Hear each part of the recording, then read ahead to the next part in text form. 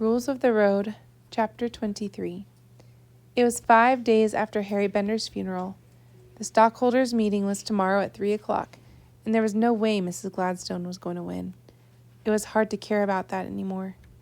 No one who knew Harry no one knew who Harry had been going to talk to the night he died. No one knew the plan he was cooking up to get more votes at the meeting. All his power died with him, it seemed. Death is a strange thing. Some people die flat out in the midst of something important, like Harry. Others, like my dad and grandma, seem to follow a slow path toward it from such different places, taking another step towards dying each day. I'd been checking the stock market listings every day in the paper because it helped me think of something else. Mrs. Gladstone was right.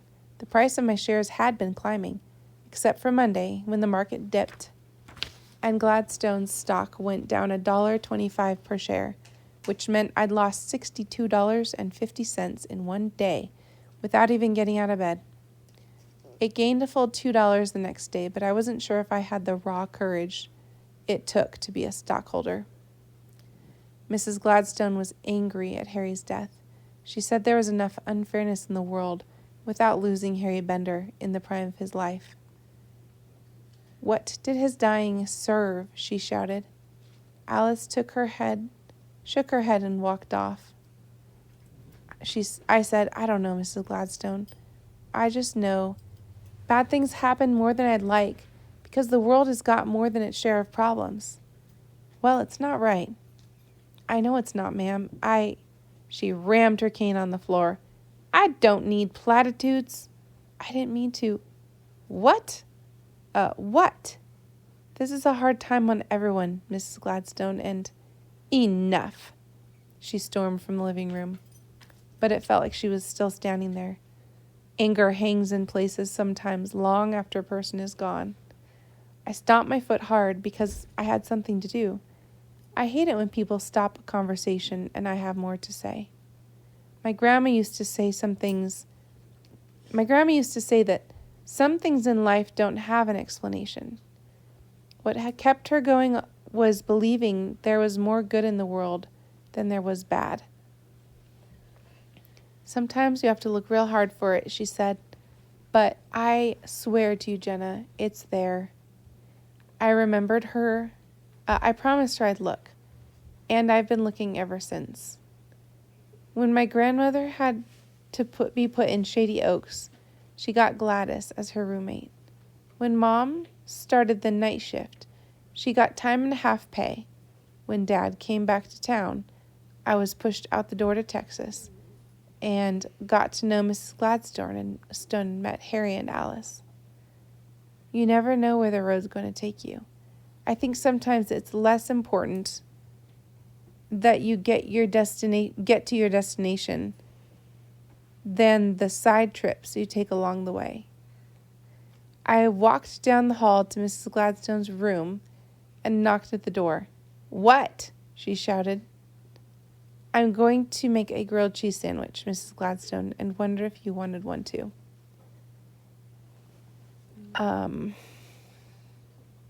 Silence. "I make the best grilled cheese sandwich in the world," I added humbly. The door opened. She was standing there in camel slacks and a cream-colored shirt. I haven't had a grilled cheese sandwich in years. "This is your lucky day," I said, and headed towards the kitchen. I stood at the long tiled kitchen counter, brushing olive oil on thick oatmeal bread. I spread the other side with honey and mustard and layered on cheddar cheese, tomato slices, and sautéed Canadian bacon. Placed a slice of oatmeal bread on top. Put the 2 sandwiches in a cast iron skillet, sizzling with butter.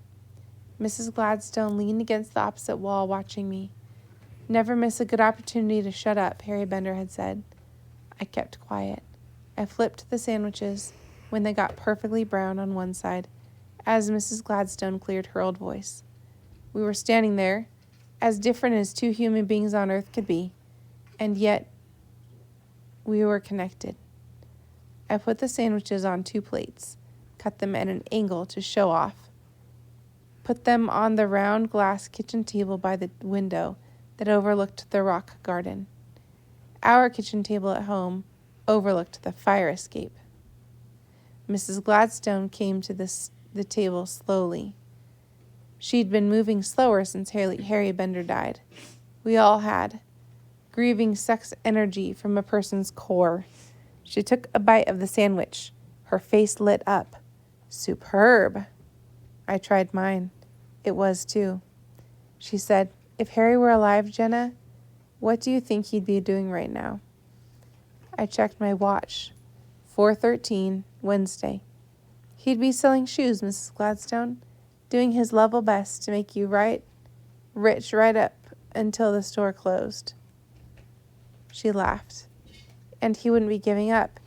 He'd be talking to people, thinking about what he was going to say at the stockholders' meeting.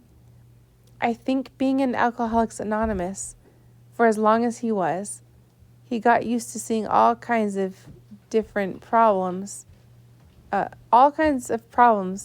turn around, and that gave him courage." Mrs. Gladstone ate the last bite of her sandwich. "I'm about to lose my company, but I certainly am well fed." I put my sandwich down. "Mrs. Gladstone, I don't think you realize how strong you are." She looked at me, irritated, but I couldn't stop. "I know your hip hurts, and you got that operation coming up. I mean, your strength as a person. I know what it's like to be tossed aside by an important person. Mrs. Gladstone, it makes you think you're not worth fighting for. That people can do whatever they like, and you don't fight back or tell them how you're feeling.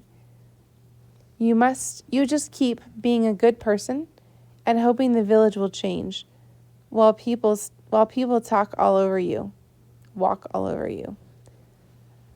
I let my dad do that. I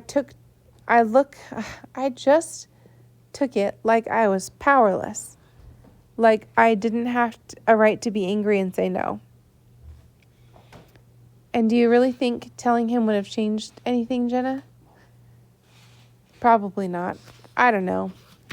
But I think speaking the truth would have changed me." I was standing now, waving my napkin. "Because I'm angry, Mrs. Gladstone. I've been afraid of it for so long. Afraid that if I let him know how I felt, he'd hate me like I was supposed to be perfect and make up for the fact that he had all these problems." Mrs. Gladstone was studying her face like the answer was in the blue and white flowered pattern. "I'm angry too," she said quietly. "Then go to that meeting tomorrow and kick some butt." And kick some butt, man. Ma'am. That's what we're here in Texas for, isn't it? She stared at the plate. "I don't know anymore." Wave the cane around, Mrs. Gladstone. That cane's a real killer."